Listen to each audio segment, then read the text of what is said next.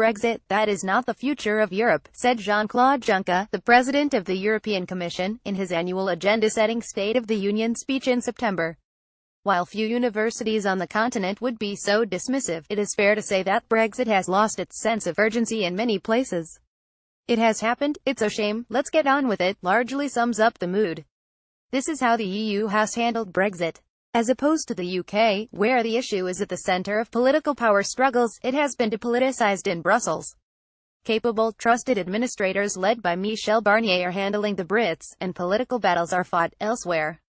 In Brussels, the Barnier approach to the negotiations has been to build a coherent, well-oiled machine that takes the UK out of the EU in a number of predefined steps. It focuses not on flexibility and imagination, nor on constructive ambiguity, but aims to be efficient and transparent. A much less passionate approach to Brexit means it's the formal legal framework which counts.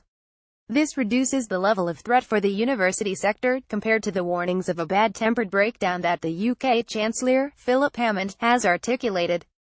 The essential message from universities in the continent is that everyone would like collaboration to continue and they will do their best to ensure this happens. The Brexit bill. Nevertheless, there are several risky areas where universities must encourage the UK government to keep its cool if this collaboration is to be maintained.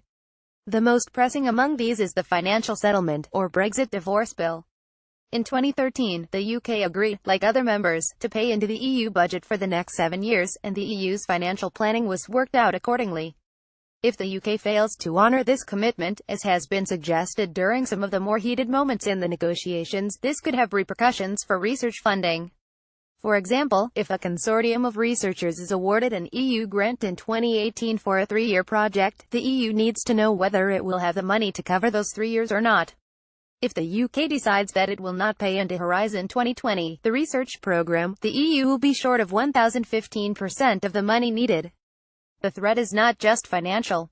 In a note on the Commission's Research and Innovation portal introduced last week, the EU warns that British researchers funded under Horizon 2020 will lose their grants if the UK stops allowing freedom of movement at any point during the length of their projects. Furthermore, the UK's participation in the programme from 2019 onwards has to be decided as soon as possible. Since the UK is the biggest participant at present, this is important for everyone. Trade negotiations. Once the divorce bill has been settled, association agreements formalizing the UK's status as a third country will need to be signed so that it can continue participating in EU research initiatives. Legally speaking, this is not terribly complicated, and it's likely to meet with a positive reception from EU universities which want to maintain their UK partners. For UK universities to be fully active in the EU's higher education, science and research activities after Brexit, they will need to finalise trade agreements with individual countries. It will probably take around a decade to do this, and universities should seek to ensure their interests are represented in negotiations.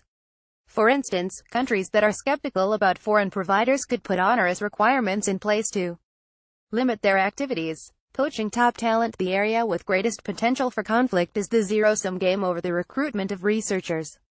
Good researchers are a scarce and finite resource.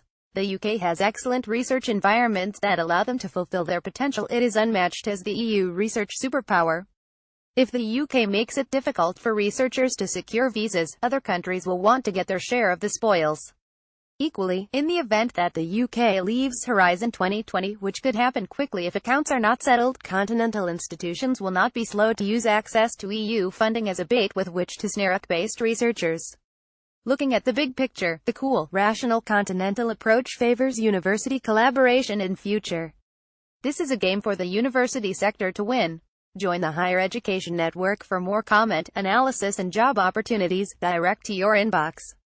Follow us on Twitter at GDNHired. And if you have an idea for a story, please read our guidelines and email your pitch to us at highereducationnetwork@theguardian.com.